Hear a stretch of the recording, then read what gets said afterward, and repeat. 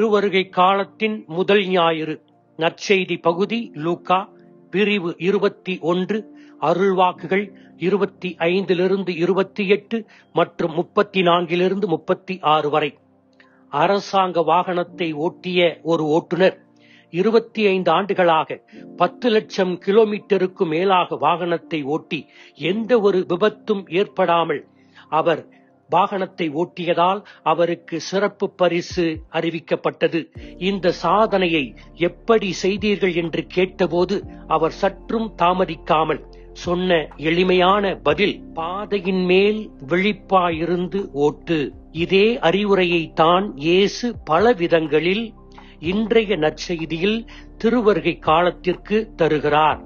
வசனம் 36, எப்பொழுதும் விழிப்பாயிருந்து மன்றாடுங்கள். வசனம் 28, நீங்கள் தலை நிமிர்ந்து நில்லுங்கள்.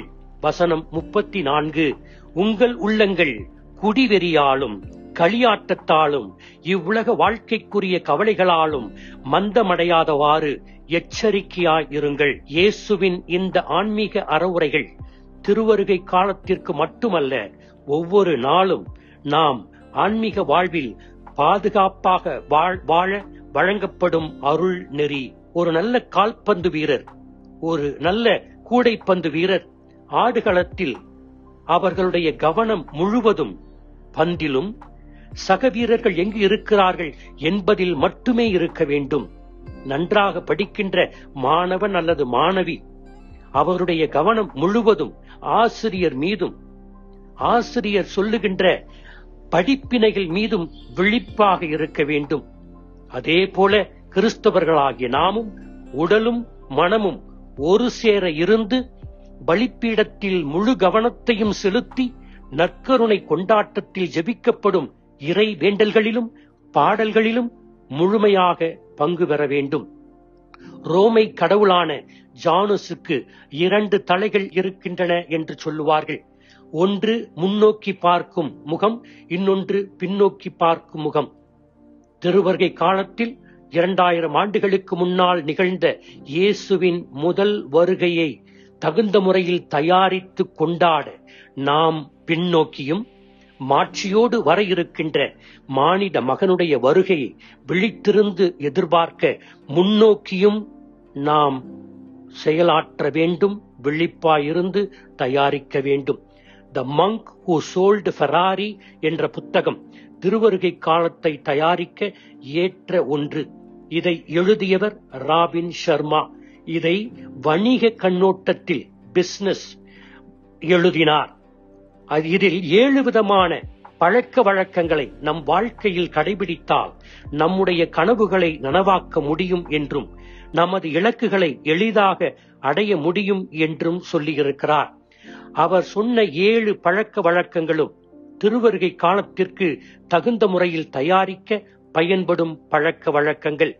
அதில் ஒன்றை மட்டும் குறிப்பிட விரும்புகிறேன். கெய்சன், தொடர் முன்னேற்றம், கண்டினியூவஸ் இம்ப்ரூவ்மெண்ட். எனவே கெய்சன் என்பது மிக மிக சிறியவற்றில் நேர்மறையான மாற்றங்களை கொணர்ந்து குறிப்பிடத்தக்க முன்னேற்றங்களை அடைவதற்கான ஒரு வணிக அணுகுமுறை. அன்றாடம் செய்கின்ற சிறிய சிறிய மாற்றம் தொடர்ச்சியான முன்னேற்றத்தை உருவாக்கும்.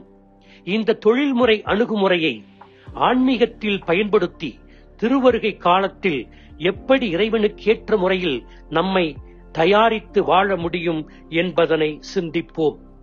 இன்று இயேசு நமக்கு கொடுக்கும் கெய்சன். வசனம் 36, எப்போதும் விழிப்பாயிருந்து மன்றாடுங்கள். இந்த திருவருகை காலத்தில் நாம் அன்றாடம் பின்பற்ற வேண்டிய 2 பழக்க வழக்கங்கள், 2 கெய்சன். 1, எப்போதும் விழிப்பாக இருக்க வேண்டும். 2, மன்றாட வேண்டும்.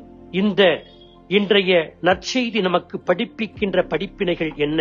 1, இயேசு நமது வாழ்வில் தினமும் பிறக்க சிறு சிறு முயற்சிகளை அன்றாடம் எடுக்க வேண்டும். இயேசுவின் 2ஆம் வருகையின் இலக்கை நோக்கிய வண்ணம் நமது சிந்தனை, சொல், செயல் இவைகளில் சிறிய சிறிய மாற்றங்கள் அன்றாடம் நிகழ்ந்து தொடர்ச்சியாக ஏற்பட்டு இயேசுவின் இரண்டாம் வருகைக்கு நாம் நம்மை தயாரிக்க வேண்டும். 2.